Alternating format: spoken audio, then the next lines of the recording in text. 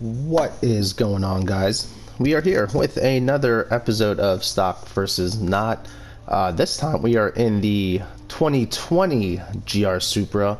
So this is the second GR Supra we've done, and I believe this is the last one that Toyota offers. So reason why we're doing it is we actually do get a little bit of a power increase over the 2019 model that we have driven in the past. So we'll see how this one fares against that. Let's just head over to the leaderboards real quick and see what we're looking at. So as you can see here, the 2019 Supra, we were able to get about a one minute out of it on the Suzuka test track. So we'll be trying to see where this one lands. Hopefully we can beat it, but we'll see what happens. Performance points were a little bit different. We have 544 on the 2020 model, and you can also see we have a little bit of a power bump at 382.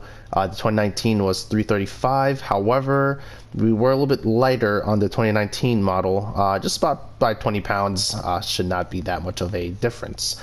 So anyways, let's go ahead and hop into the lap and see what we can do in the 2020 GR Supra.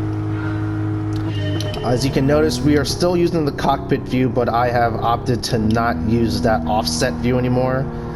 Just even with the amount of practicing I've done in it, I just can't seem to really align myself right and get a good lap out of it. So we're back to the cockpit view, or in cockpit view at least, non-offset, and let's see what we can do with this. As you can see, we are basically in the same exact car. I don't think they really changed much interior-wise with that 2019 model. It was only a year difference. Obviously, we do get a little bit of a power bump, so hopefully that equates into some faster lap times. We are still using the Sports Hards tires, and yeah, that's about it. Really not much of a difference, but again, I wanted to make sure we get this one tested out as well. I honestly do not remember how this stock Supra drove, so I can't really talk about that at the moment, or comment on the driving dynamics of the two. I know I drove it very horribly, so hopefully I do this one justice now. Alright, 102.227. Let's see if we can get something, try to get some laps in now. This is your first time viewing. Basically what we're gonna do, about 3 laps on the stock configuration, and then we're gonna swap the car out for a fully modified one that the game will allow you to do, and see what the difference is. What's the added benefit of doing this? Not sure, but it's just some content for you guys to watch while I am currently not autocrossing, because I have work to do on my actual cars, which at the point of filming this, the Speed 3 should hopefully be back together soon, and I would have to just get it through its break-in and shake down any quirks that I might have missed while reassembling everything back. But oh, come on, save it. Oh, come on. I felt it too. I had just touched the grass coming out of that turn. All right.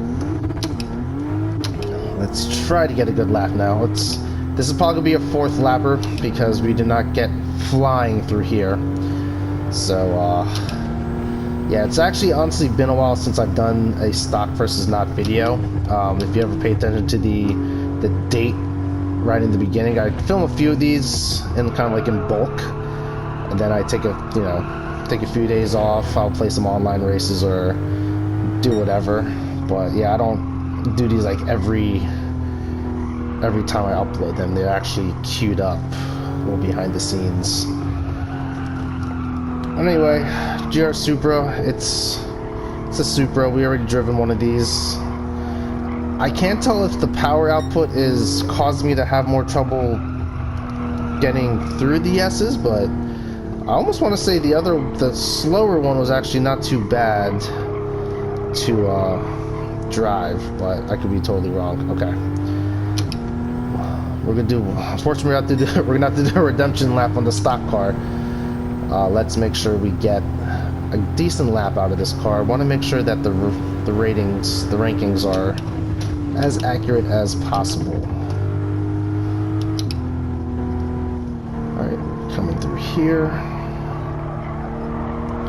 You would think with the amount of times I've been around Suzuka, I should have this course pretty much like locked down, but just goes to show the cars are not all the same. So Gran Turismo does do a decent job with changing how the cars drive depending on which one you're using.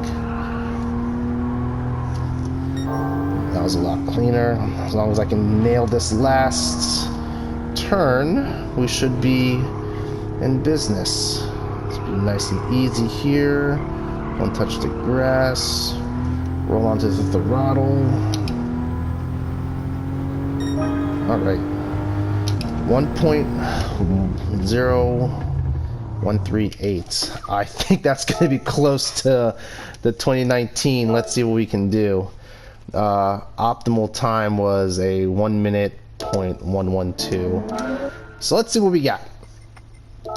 Back to the ranking board. We were just slower than the 2019. So it is what it is. Probably could have been faster if I put another lap in, but I am not going to waste your time. Long story short, the cars are basically the same. Pick the one you want to do. However, fully modified, that is where your difference is going to actually come in. So let me show you this. Let's go ahead and change the car, and here we go. 2020 Supra, fully modified. Take a look at the top here. If you notice, we're no longer turbocharged, which is a little odd, because typically when you want to fully modify the car, you want to have some sort of forced induction to get you moving. So, and I'm going to be completely honest with you, I actually wanted to do, before I did the engine swap, I actually wanted to do a full B58 build, just so I can compare the 2JZ that we did with the 2019 to what the BMW B58 is capable of. I was ready to do that. I actually spent all the money to fully modify it first, and then I went to GT Auto, and then saw that this engine swap was available, and I was like, there's no way I cannot do this engine swap. And I don't know if you can hear in the background, your ears do not deceive you. We are actually running the 1LR GUE LFA motor. So that is a V10 out of the Lexus LFA that has been shoved into the Supra, which there's no way I could have not done this. Like, it's the LFA motor. Like, come on, people. So yeah, it's a naturally aspirated V10, high revving, like 10,000 RPM. It's nuts. So we're gonna go ahead and see how this one handles, and we'll compare that to the 2JZ swapped ones. But let's go take a look at that ranking board real quick again. Where's the GR Supra? It's the GR Supra. Here it is. 2019 GR Supra with the 2JZ actually made more horsepower and turbocharged. That one cut a 52nd at 816 horsepower and 2,600 pounds. As you can see here, we're actually 700 horsepower, so almost 100 horsepower less, but we're about 100 pounds lighter. Yeah, about 100 pounds lighter. So let's see how this works. We are, oddly enough, we have more performance points than that one, so I don't know how that all equates or what the equation is for it, but let's see what we can do. RIP headphone users, I'm sorry, or maybe you like this high revving sound. I'm gonna let you know right now, I did some shakedown laps with this thing, and this thing is a joy to drive. Honestly, it's a lot easier to handle than the 2J, surprisingly. And it's just, it's a monster of a car. I really like it, how it's set up. We'll do a little autocross, hit the rev limiter coming into the turn, and coming through the S's here. And I really did nail the setup on this car, I think. Not too, it's a little pushy still, might be able to tweak that, but for the most part, it is a very handleable car. Handleable? Very well handling car. Let's come around the last turn here. There we go, 50.243. Run on this front straight, almost hitting 190 horsepower. Slow her down. Get her to rotate in. Let's just get that extra mile per hour there. We're going to come back to third to get all the rotation we need through the S's. Yep. I also did tweak the downforce a little bit on this car. It's going to help with the speed through the turns. Keep the car a little grippier.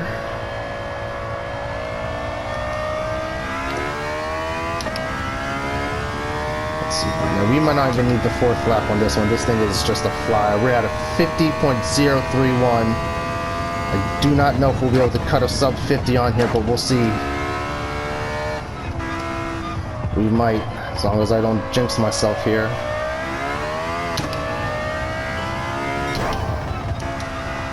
Turn in. Nice and easy through the S's. I'm sorry if I've gotten a little quiet on you. This car is just... I'm in max focusing mode right now.